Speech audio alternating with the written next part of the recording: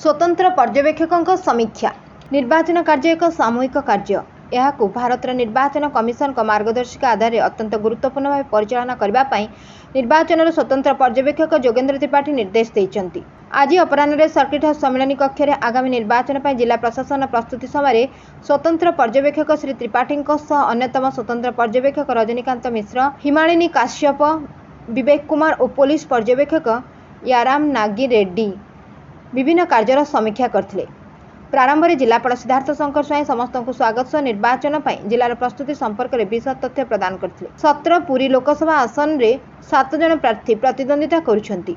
पुरी लोकसभा अंतर्गत मोट 7 विधानसभा निर्वाचन मंडली मध्य पुरी, ब्रह्मगिरी, सत्यवादी और पिपिली विधानसभा निर्वाचन मंडली पुरी जिले में थिबा बेले नयागढ़ और रणपुर विधानसभा निर्वाचन मंडली नयागढ़ जिला और चिलिका विधानसभा निर्वाचन मंडली खोर्धा जिला अंतर्गत अटे। ए निर्वाचन मंडली में चलित मास 25 तारिख में निर्वाचन अनुष्ठित होब। सेपरि काकटपुर निमापड़ा विधानसभा निर्वाचन मंडली 16 जगतसिंहपुर लोकसभा अंतर्गत अटे और सेठारे जून 1 तारिख में निर्वाचन अनुष्ठित होब।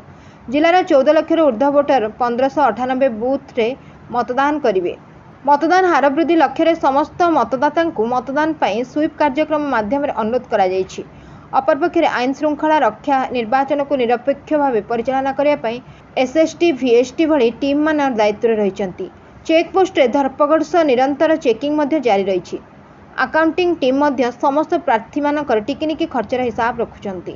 प्रार्थी मानक सेमानक दायित्व खर्च परिचालना आचरण विधि संपर्क में सचेतन करा जिलापाल अवगत कराइथिले। सेपरि एसपी पिनाक मिश्र आईन श्रृंखला रक्षा, धरपकड़, प्रार्थी मानक सुरक्षा, निरपेक्ष निर्वाचन पर विविध पदक्षेप संपर्क में सूचना देथिले। स्वतंत्र पर्यवेक्षक माने प्रस्तुति को अधिक क्रियाशील करने, भोटर मानक मन में मुक्त अबाध निर्वाचन पर आदर्श सृष्टि करने और प्रार्थी मानक आदर्श आचरण विधि अनुपालन और खर्चर सठिक हिसाब लिपिबद्ध संपर्क में परामर्श देते। यही समीक्षा बैठक में जिला नियुक्त साधारण पर्यवेक्षक कुणाल प्रकाश खेमनर, खर्च पर्यवेक्षक सुधांशुधर मिश्र, मदन पाल सिंह, सरोज कुमार, अतिरिक्त जिलापाल प्रशासन तथा रिटर्निंग ऑफिसर शरद चंद्र बेहरा, जिला परिषद मुख्य उन्नयन अधिकारी और कार्यनिर्वाही अधिकारी तथा रिटर्निंग ऑफिसर प्रियरंजन पृष्टि, उपजिलापाल तथा रिटर्निंग ऑफिसर गोपीनाथ कुंवर, अतिरिक्त SP Sushil Kumar Mishra, deputy collector Rakesh Kumar Panda, Manisha Sadangi, अन्य नोडाल ऑफिसर पर्यवेक्षकों लियासनिंग ऑफिसर माने जोग देथिले। Bureau report 51 news agency.